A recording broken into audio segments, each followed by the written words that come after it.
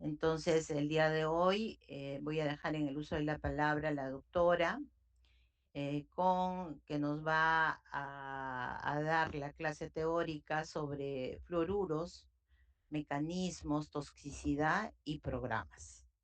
Muchas gracias, doctora.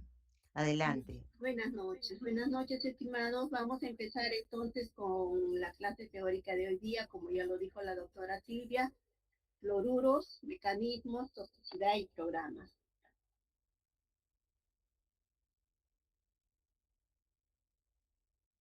Bien, las competencias que queremos lograr con esta clase es que ustedes pues, aprendan a distribuir adecuadamente los fluoruros y que lo usen a nivel individual y comunitario. Sabemos que la caries dental es una de las enfermedades que más afecta a los seres humanos en toda la humanidad y toda la Tierra. Es una enfermedad dinámica que afecta la estructura del diente, que en contacto con las bacterias hay un desequilibrio y hay una pérdida de la sustancia dental. Esta enfermedad tiene un mecanismo dinámico que se da entre la desmineralización y la remineralización. Para que se dé la caries dental necesitamos tener factores tales como que haya un huésped susceptible, una flora oral cariogénica y un sustrato apropiado que estén en un periodo de tiempo interactuando.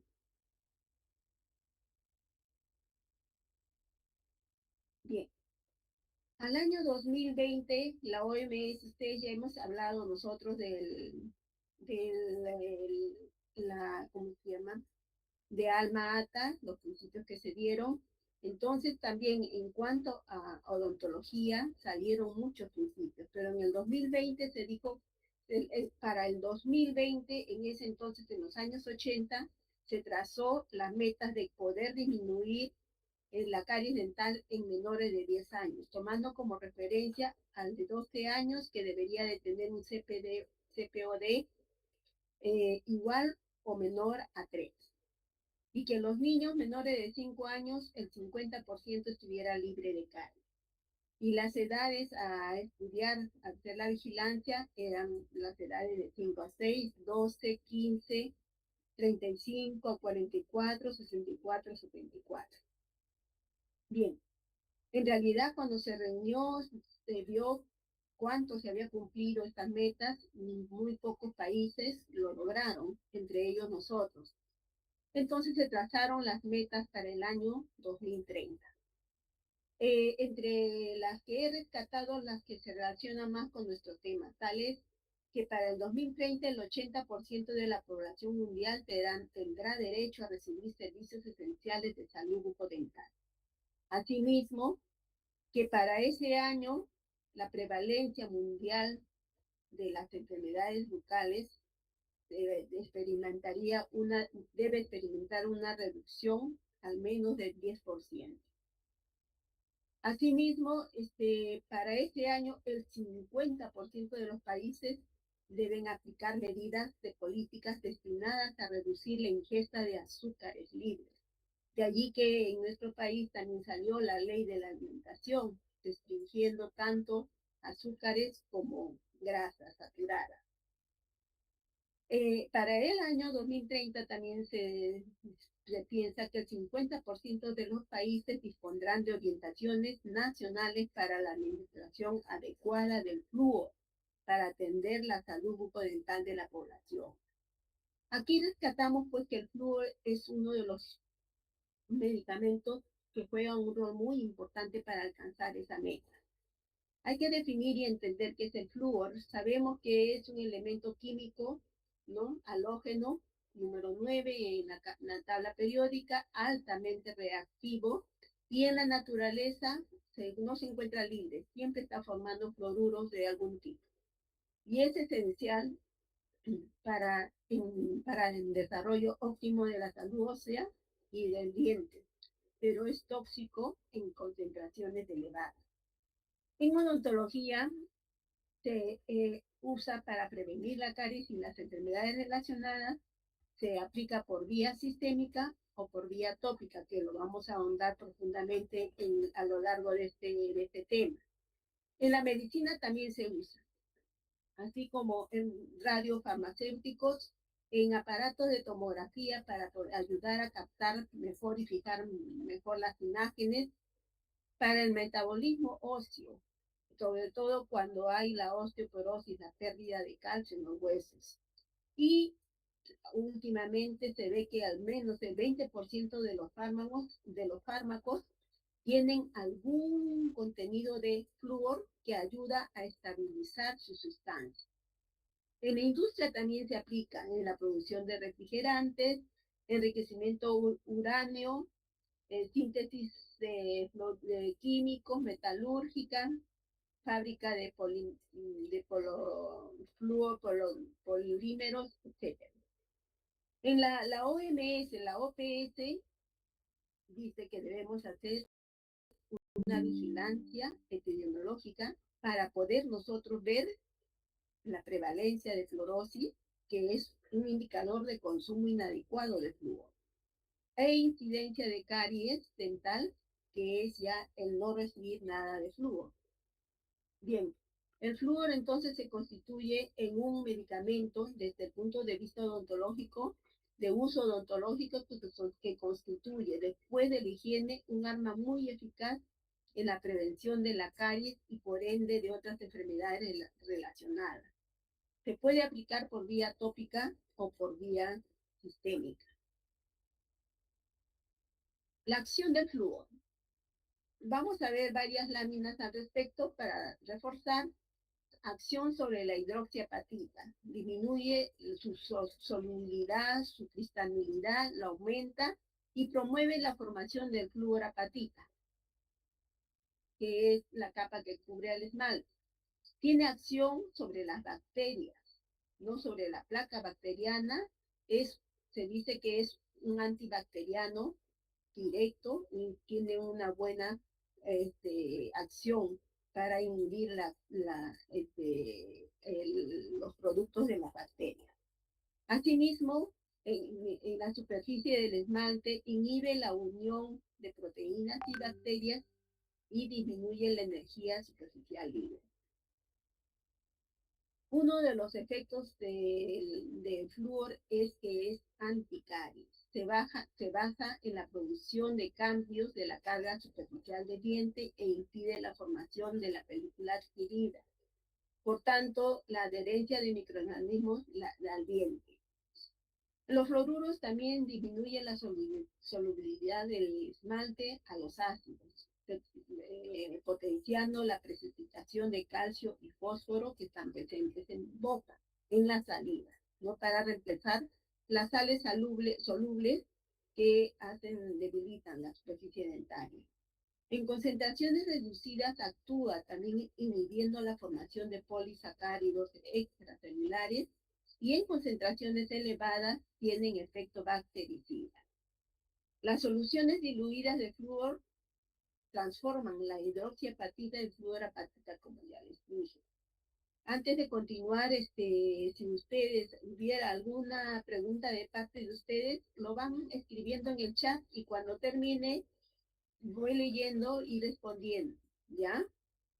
Bien, efectos del flúor. Es importante destacar que sea cual fuere el modo de aplicación del flúor, en individuos y poblaciones es necesario tener presente que los fluoruros pueden interferir en la enfermedad desde su inicio y evitar la formación de lesiones clínicamente visibles. O en caso de lesiones iniciales, revertir el proceso mediante la remineralización, así como reducir la progresión de los síntomas de la enfermedad.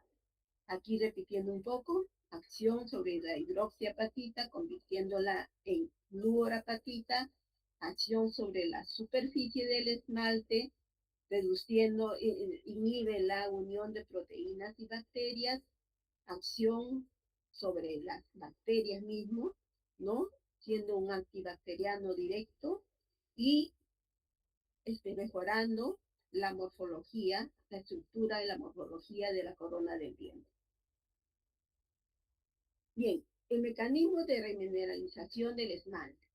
La remineralización del esmalte es favorable si se realiza un correcto empleo de dentífrico, clorado u otra aplicación tópica de flúor, ya que puede contribuir con la disminución del proceso carioso. Vamos a ver el ciclo dinámico del equilibrio del esmalte. La superficie del esmalte se encuentra en un constante intercambio iónico con el medio bucal. Este equilibrio es fundamental para mantener la integridad del diente. Entonces, se da un equilibrio iónico que puede ser reparador y produce la remineralización, como ya lo sabemos. Los factores que la promueven son la saliva protectora, los fluoruros tópicos, el pH bucal neutro igual o mayor a 6. Y el equilibrio destructivo es la desmineralización, la pérdida de sustancias del esmalte y los factores que lo causan, que favorecen a esta situación: los ácidos bacterianos, los alimentos azucarados, el pH bucal bajo menor a 5.5.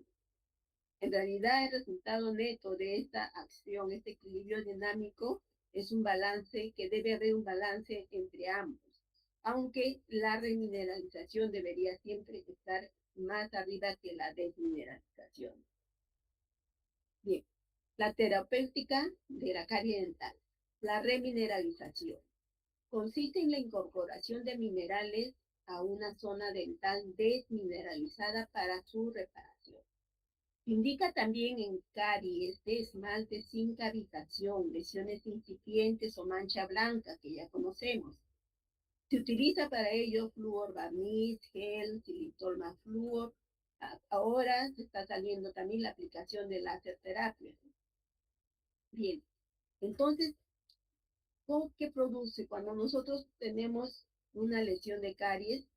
Cuando está activa y cuando está detenida debido a la aplicación de flúor y los otros factores que la están mejorando.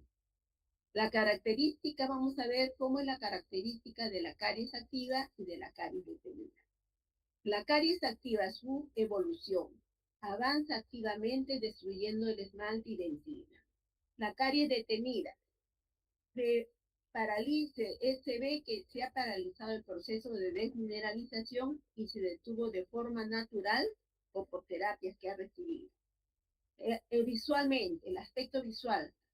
En la caries activa el color es blanco, claro, opaco, como mancha blanca, naranja, marrón claro, no un crema oscurito claro, una superficie sin brillo. Y la caries detenida, los colores que se ven son colores oscuros, marrón o negro. La superficie se ve brillante y dura. A la textura, la caries activa es blanda, rugosa, pegajosa. Si se hace examen con la sonda, se pueden desprender las capas, ¿no? En la caries detenida, la superficie es dura, resbala el instrumento si le ponemos ahí como si estuviera sano. Es resistente a ser escarbado. La sensibilidad. La caries activa puede causar dolor, sensibilidad al frío, calor o molestias, otras cuando ya llegó a invadir más abajo a la dentina.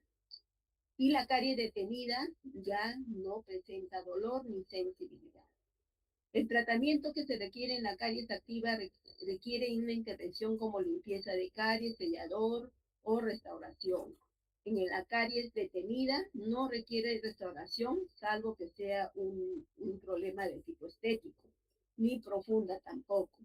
Solo necesita que se le haga un seguimiento y fluoruros y control de placa. Bien, aquí podemos, ¿no?, visualizar en la parte superior cómo es que se presentan las lesiones de caries iniciales, manchas, colores pardos, claros, ¿no?, profundos. Si nosotros los auscultamos, posiblemente presente hasta dolor. Si le echamos aire, presenta dolor el paciente. Después de haber seguido terapias, la mancha blanca desaparece, la opacidad se pone brillante, o si son lesiones más profundas que ya invadieron más adentro a la dentina, se ponen oscuras, negras. pero ya el dolor al comer o al frío desaparece. Bien, el uso de flúor, nosotros se dice que lo usamos para propiciar la remineralización y aumentar la resistencia de la superficie dentaria a los ácidos bacterianos, brindar protección específica, fomentar buenos estilos de vida, brindar mayor beneficio al menor costo.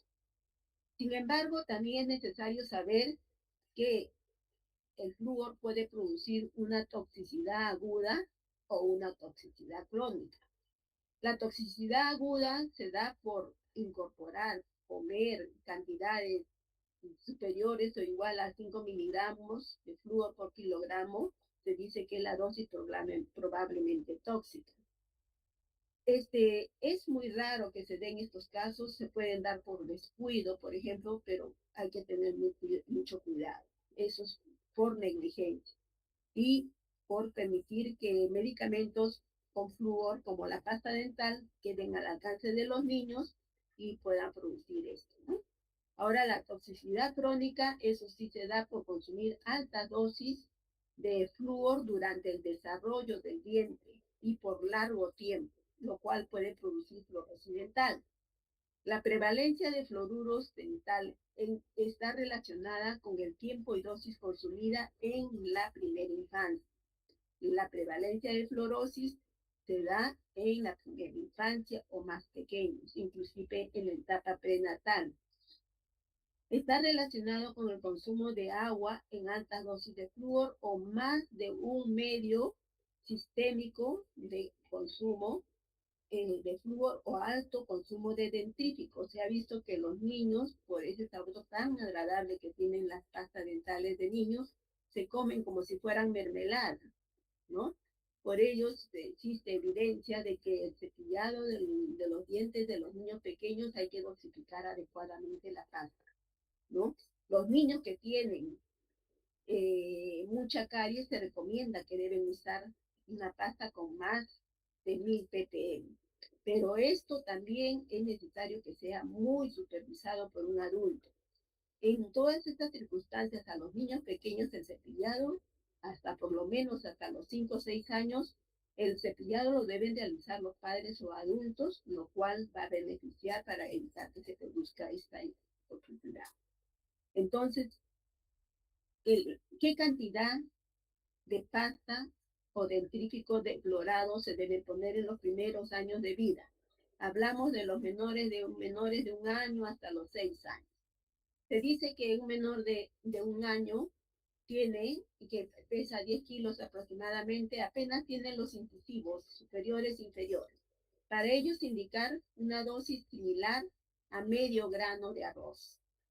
Cuando ya está en 2 años, ya tiene erosionado los incisivos, los caninos y hasta las primeras molares temporales. En ellos podemos usar como un granito de arroz. Y cuando ya están 3 a 4, 5, 6 años, que ya tienen sus piezas temporales completas, 20 dientes, hasta de repente ya a los 5 o 6 años están erosionando la primera molar permanente, ahí podemos usar como un granito de lenteja. Es muy importante que demos estas indicaciones a nuestros padres, porque si no, se ven algunos casos en que los niños presentan fluorosis y es por causa de uso inadecuado de la pasta dental. Entonces, la toxicidad, llamada fluorosis dental, la fluorosis dental es una alteración en la formación del esmalte debida a una ingestión excesiva de flúor en el periodo de formación del diente, la mineralización. Se produce por un aumento exagerado con el consumo de fluoruro. Las causas principales: agua potable con alto contenido de fluoruros, como suelen haber en muchas zonas de la sierra en el Perú; ingesta de fluoruros de dentífricos fluorados por los niños pequeños; suplementos fluorados en dosis excesivas; múltiples fuentes de flúor sistémico, agua, sal, dentífricos, suplementos u otros, ¿no? Aquí tenemos, por ejemplo, los grados de fluorosis. Acá vemos unos dientes normales, Acá vemos una fluorosis leve, apenas unas manchitas difusas en la corona del diente, una fluorosis moderada, manchas blancas un poco más pronunciadas y bien remarcadas. Y las severas ya se ven como manchas marrones, parduzcas, inclusive hay erosión del esmalte dental. Es importante saber que la fluorosis es irreversible. Una vez que los dientes erupcionan con fluorosis, porque se da también en etapa de mineralización, no puede corregirse mediante tratamiento de remineralización. Es un problema antiestético, pero no afecta significativamente la función del diente. Es prevenible con control adecuado a la exposición de fluoruros. Periodo crítico donde se puede dar solamente afectan a los dientes que están en formación, no a los dientes que ya han erupcionado. La prevención que debemos hacer, usar dentífricos en cantidades apropiadas. Realizar el cepillado de los niños, de la boca de los niños, de los dientes de los niños hasta los 6 y 8 años, supervisarlos hasta los 10 a 12 años. Evitar varias fuentes de consumo por vía sistémica. En regiones con agua muy florada, se puede considerar que a los niños pequeños se les dé agua destilada. Y también hacer la visita al dentista para hacer la supervisión.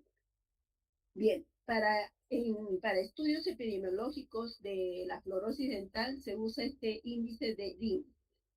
Ahí tenemos, este índice es recomendado por la OMS para estudios epidemiológicos.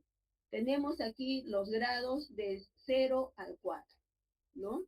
Y aquí las figuras, por ejemplo, un diente normal, como ya conocemos, esmalte translúcido, brillante, blanco, cremoso, etc. 0,5, pues, cuestionable. Ligera desviación, pocas manchitas, perdón, que deja duda a que sea una fluorosis. Asimismo, el 1, muy leve. Ahí sí pequeñas manchas blancas dispersas, ¿no? Irregularmente entre las superficies o cúspides de los dientes. Leves manchas blancas bien definidas, dispersas como islotes en las caras oclusales o en las cúspides inclusales. La moderada ya se ven manchas más grandes, ya que afectan a casi toda la corona y está en una alteración marcadamente más. Luego la severa, donde ya se ve hasta con cambio de color exagerado y se ve apariencia de caries dental, ¿no? Y hasta destrucción de la corona del diente. Aquí hay unos criterios que tenemos que tener en consideración que la OMS lo recomienda, pero también es importante que ustedes sepan que la fluorosis es simétrica y bilateral, lo que nos hace diferenciar de una hipoplasia del esmalte.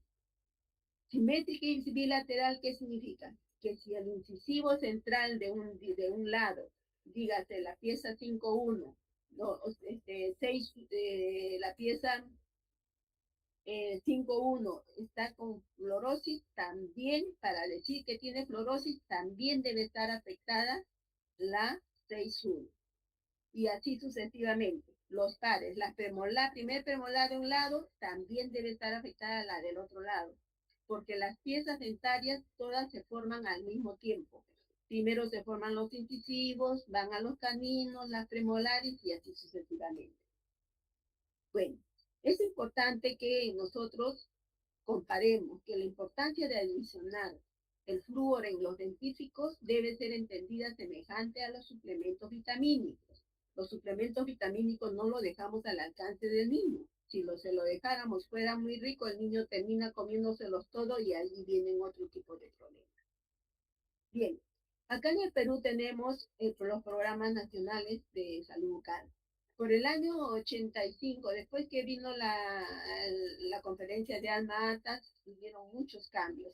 En el año 80 ya se empezó a poner este enjuagatorio con flúor al 0,2% que se hacía semanalmente y solamente se aplicaba a niños de 6 a 12 años.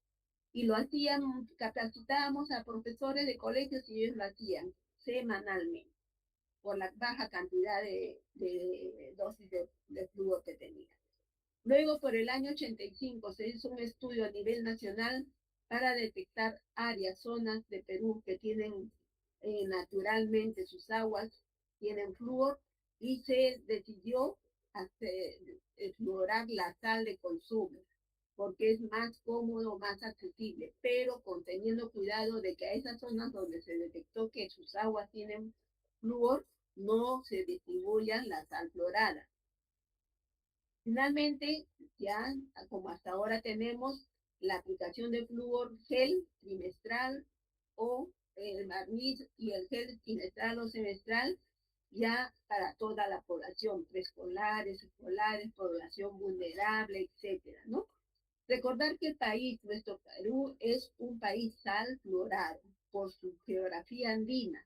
En muchas partes de la, sobre todo de la sierra, hay naturalmente y la gente consume sus aguas, no hay aguas potables, consumen las aguas de los ríos o fluviales, lo que tengan. Esas aguas muchas contienen flúor, entonces ahí con mucho cuidado, ahí no debe llegar sal fluorada. Eso lo debe controlar el MINSA, el Ministerio de Salud, a través de DIGENIT, que es la Dirección de Control de Medicamentos. Bien, los objetivos de la aplicación de flúor. Los objetivos generales es elevar el estado de la salud bucodental de la población, controlar los factores de riesgo, disminuir la incidencia y prevalencia de la caries y por ende de la enfermedad periodontal y maloclusiones. Objetivos específicos: aplicar medidas preventivas, promocionales, terapéuticas según riesgo estomatológico. Educar a la población sobre la necesidad de incorporar hábitos adecuados para preservar la salud bucal y general. Mejorar el costo-beneficio en la prestación de servicios odontológicos. Bien, el flúor, ya les dije anteriormente, se aplica por vía sistémica y por vía tópica. Por vía sistémica, los fluoruros son ingeridos a través del corredor y pasan al torrente sanguíneo, donde se depositan en el hueso, los huesos y en los dientes. En los dientes, en el proceso de periodo preeruptivo, ¿no? Propiciando una buena mineralización del esmalte, del diente, etcétera, ¿no? Esto, por eso se tiene que tener mucho cuidado, porque las cantidades deben ser adecuadas, no deben ser tóxicas. Y solo se debe usar una sola vía de administración tópica, digo sistémica. A diferencia de la tópica, esto se aplica el fluoruro en el periodo posteruptivo, ¿no? Se debe iniciar desde que el momento que erupcionan los primeros dientes y continuar a lo largo de todas las etapas de vida. Y claro que prioritariamente en las poblaciones más de mayor riesgo, los niños, los infantes, la adolescencia y adultos con elevada actividad de caries. Es mucho más concentrado que el flúor sistémico y por eso tiene mayor riesgo de intoxicación o fluorosis si es que lo consumen en los niños en edades muy tempranas.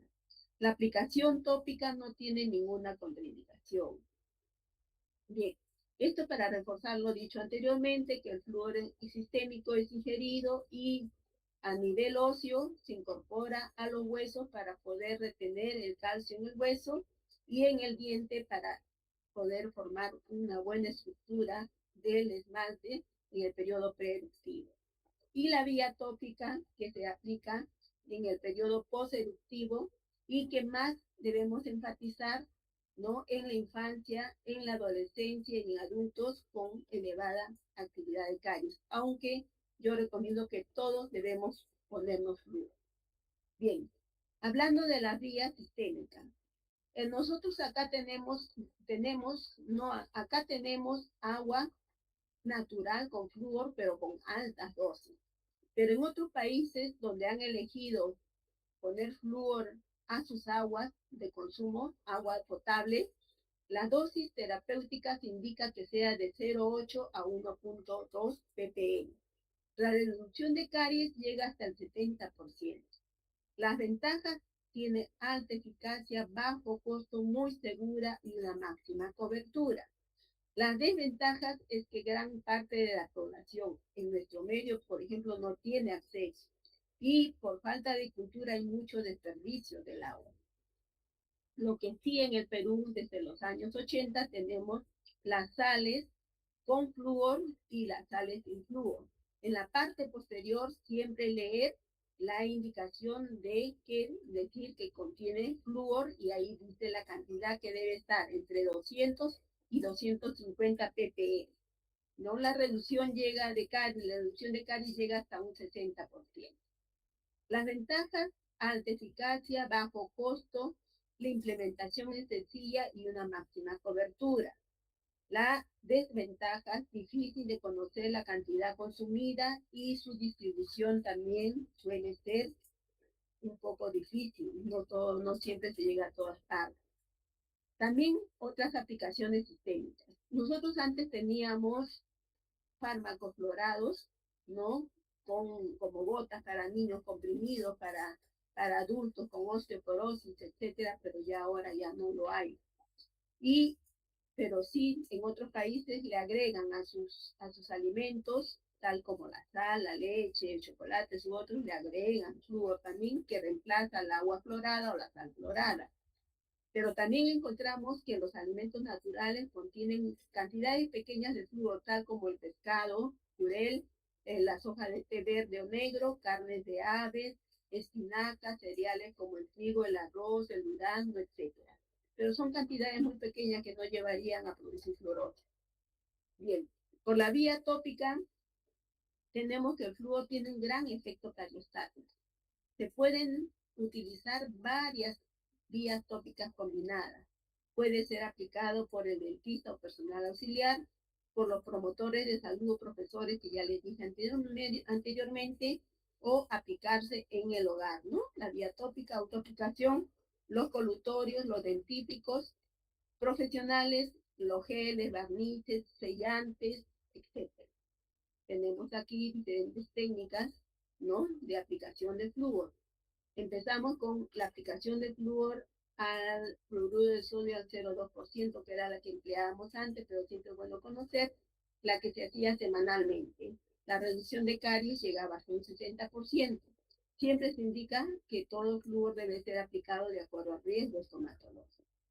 Las ventajas, un pH neutro, gusto agradable, sin efectos sobre los dientes y también sin efectos nocivos sobre las restauraciones.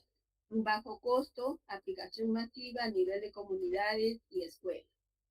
Ahora, el flúor barniz, que es muy usado ahora, tiene una dosis de 22.600, es el que tiene más alta concentración de partes por millón de flúor. Sí, reduce la caries hasta un 50%, su aplicación puede ser semestral o trimestral dependiendo del riesgo. Las ventajas que su pH ácido hace de que haya una larga permanencia en las fisuras, es un cariostático muy efectivo, da un aporte lento y constante de flúor. Las desventajas, el alto costo y el sabor desagradable, aunque ahora ya eso también se ha superado. En cuanto a los geles, les voy a hablar del flúor gel acidulado, que es el que más usamos. El flúor gel acidulado tiene 12.300 partes por millón. La reducción de caries llega hasta un 40%, se aplica según el riesgo. Las ventajas por su acidez y alta concentración facilita la incorporación de flúor y es de fácil aplicación. Produce una descalcificación sobre el diente e inmediatamente se produce rápidamente la formación de la fluorapatita y la precipitación de sales de calcio y fósforo sobre el diente, produciendo la remineralización. Las desventajas es que es de alto costo, fácil de producir toxicidad aguda si es que se lo pasa o se traga el paciente, altera las restauraciones las superficies de algunas restauraciones. Cuando el paciente tiene restauraciones como resinas, por ejemplo, o tiene coronas de acrílico, no se recomienda usar el flúor acidulado, sino el flúor neutro. Respecto a los colutorios con flúor, esto lo tenemos a dispensa en las farmacias.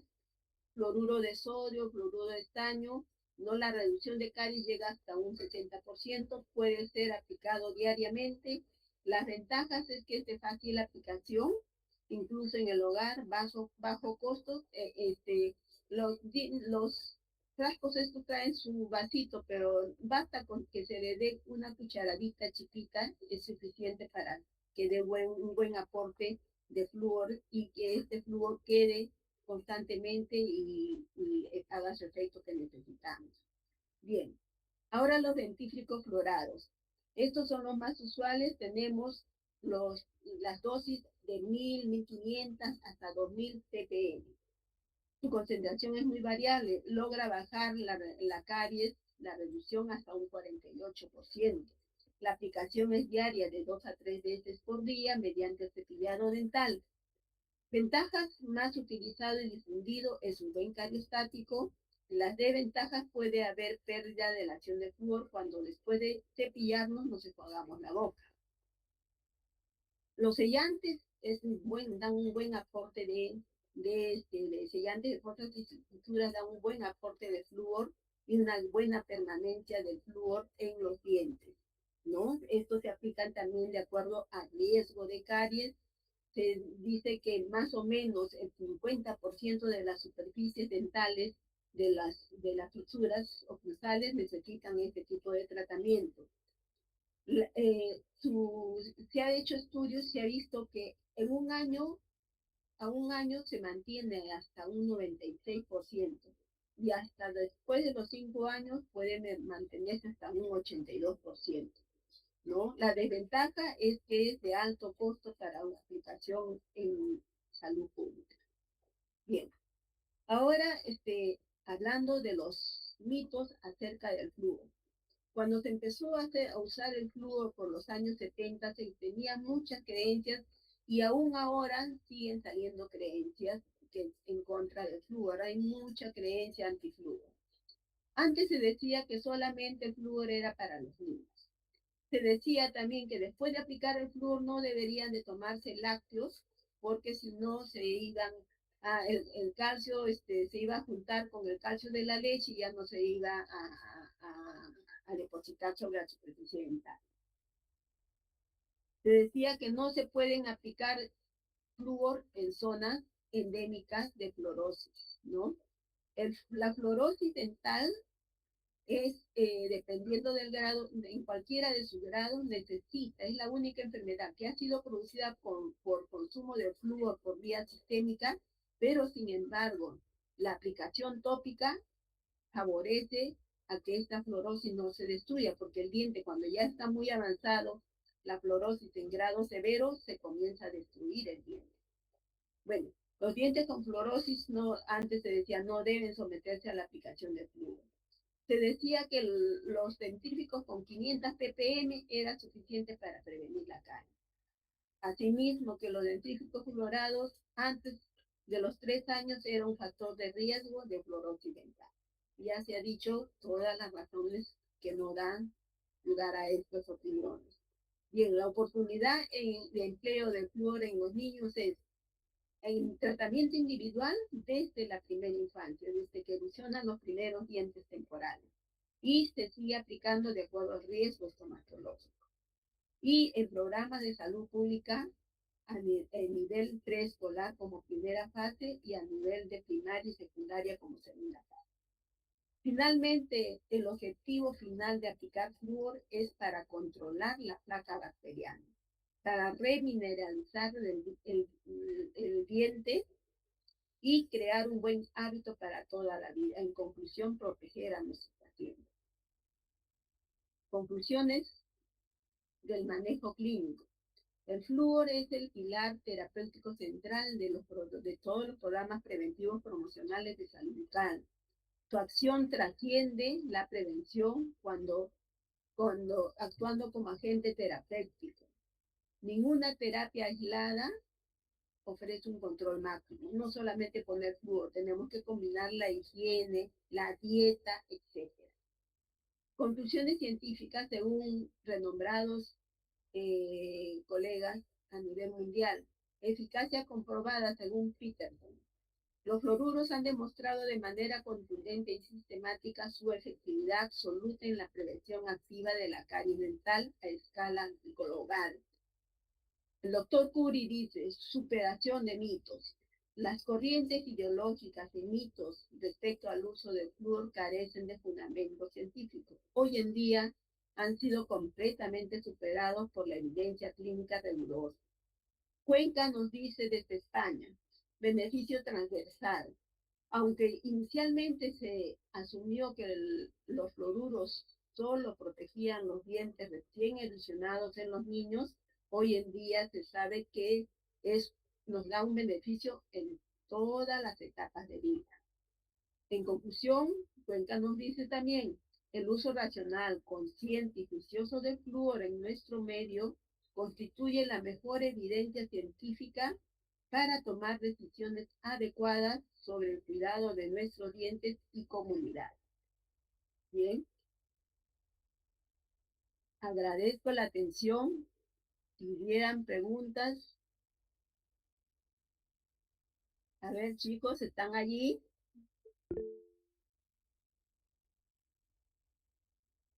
Bien, ¿alguna pregunta, consulta, algo que quieran? O mañana lo vemos, ¿cómo es? Sí, doctora, buenas noches. Sí, Eh, bueno, ya mencionó que es considerado un mito el que el flúor solo se aplique a niños y también se puede aplicar a pacientes jóvenes y adultos. Pero si, eh, ¿por qué? O sea, ¿a qué se debe de que a pesar de que sea considerado un mito, no se indique de manera rutinaria o quizás como parte de la limpieza general que se le hace al paciente, no se indique esta aplicación de flúor? Porque, bueno, lo poco que yo he visto o conozco, en muchos consultorios no se fomenta esto. O sea, solo fomentan la aplicación del flúor barniz o el flúor acidulado gel en pacientes niños y no en pacientes adultos, sabiendo que existe pues el riesgo de caries y también la desmineralización del esmalte, ¿no? O la exposición de los cuellos radiculares. claro. Mira, hay muchas creencias. Cuando comenzó, vino el boom del flúor, había mucho celo de parte de muchos colegas. Decían, desaparece la caries y desaparece la profesión odontológica. Eso no es cierto. Hay países donde ya la carie dental prácticamente ha sido erradicada, por lo menos del 50% o muy poca población padece de caries, ¿no? Sino que también falta información. Muchos siguen pensando que el flúor no, para los niños, para los adultos no es necesario. Eso también es un error, ¿no? Es falta de actualización en los conocimientos preventivos que debe de producirse, que debe de haber, ¿no? Entonces, por eso es que nosotros también en ustedes les enseñamos, les inculcamos que cuando van a hacer su práctica en sus cursos de práctica clínica, siempre propicien en sus pacientes estas medidas de cuidado. El éxito de un tratamiento no solamente no es la habilidad del profesional, sino la habilidad debe ir de la mano de la educación al paciente, de las medidas preventivas para que este tratamiento que le hacemos le dure el mayor tiempo posible. Yo he tenido la experiencia de niños cuyas madres me dicen, doctora, le he llevado a la mejor clínica y mire usted, se le ha caído todo. Y le dijeron que debería ponerse flúor. Sí le pusieron, pero no me dijeron cada qué tiempo. Y su niño, ¿quién le lava la boca? Él se lava solo, su niño de 4 o 5 años. No, señora, no es así. No le dijeron, no me dijeron nada. Es falta de conocimiento, falta de información, ¿no? Entonces yo les digo, miren, no le hicieron un mal tratamiento, le hicieron muy buen tratamiento. Lo malo es que no le dieron el refuerzo preventivo y o si lo dieron, usted no prestó mucha atención. Entonces, nosotros debemos de poner de la mano, debemos de ir siempre con nuestros pacientes, dándole las medidas preventivas para que el tratamiento que nosotros hagamos sea un éxito y el paciente a futuro nos recomienden, nos digan, nos reconozcan que nuestros tratamientos son buenos. Porque hay muchos pacientes que dicen, fulano de tal me hizo y se me cayó al toque.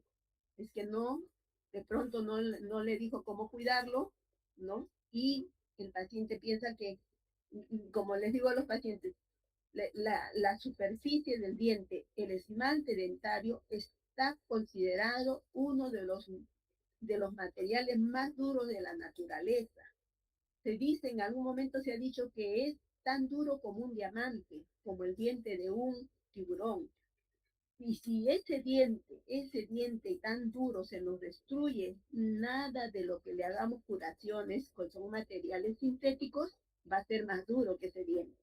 Así que si usted quiere que esto le dure, depende. Higiene, sus comidas, qué restringir, ¿no? Porque me hace pataleta, la pataleta no lo va a llevar a ser mejor persona, eso hay que manejarlo, el niño se le educa, ¿no? Etcétera, ¿no?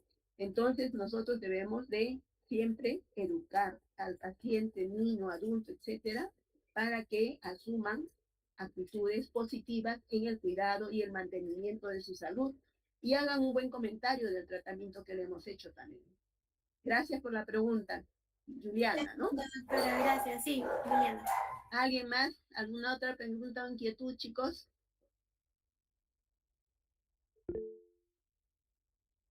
Josué, te escucho. Sí, doctora, yo quisiera saber en qué casos y si existe alguna enfermedad sistémica que contraindique la aplicación de flúor. No, no hay ninguna enfermedad que contraindique. Hay muchas personas, sobre todo los veganos, dicen que no se debe usar flúor porque el flúor produce daño de la glándula paratiroidea, de la glándula tiroidea, que produce daño de la glándula pineal. Claro que produce daño y produce daño de los huesos, produce fluorosis dental, fluorosis esqueletal, pero por cuando no se consume, cuando no se usa adecuadamente. Por eso es que ahí les pasé una figura de cómo se debe dosificar para un niño, porque la etapa en que se produce más daño es en la etapa de la niñez. Y en etapas posteriores, si es que la persona acostumbra a comerse, cosa que no debe ser, ¿no? Hay evidencias de que muchas veces los niños que consumen la pasta de dientes de niño que sabe a una mermelada, lo consumen porque eso, por el sabor que tiene y porque se le deja al alcance de los niños.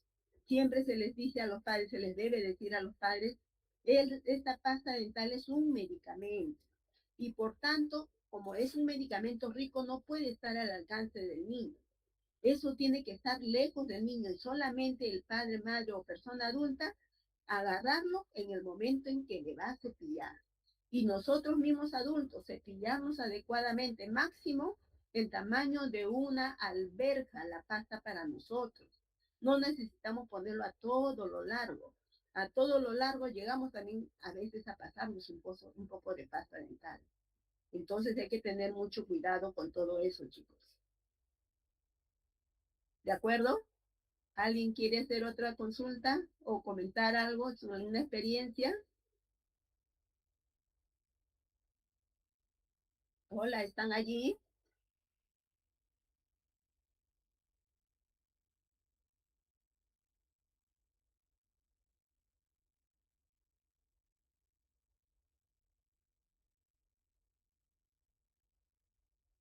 Hola, chicos. Aunque sea una manito, pásenme a ver si están presentes. Pues ya se han ido. Allá ahí están. Entonces, si no hay más consultas, yo les agradezco la atención prestada. El día de mañana vamos a hacer la práctica, como ya dijo la doctora Silvia. Llevan su paciente que no necesariamente debe ser un paciente, los pacientes que ya han tenido anteriormente, pueden ser un paciente nuevo, pero llevan todos sus implementos para que hagamos la práctica de aplicación de flúor barniz o flúor gel. llevan su micromotor para hacer la profilaxis, su cepillo, etcétera. Todo lo que está indicado en la guía 9, que es la que vamos a trabajar el día de mañana. ¿Está bien? Bueno, entonces, hasta mañana, chicos. Felicidades. Buenas noches. Buenas noches, doctora. Gracias, doctora. Buenas noches. Buenas noches. Que descansen bien. Gracias por los aplausos.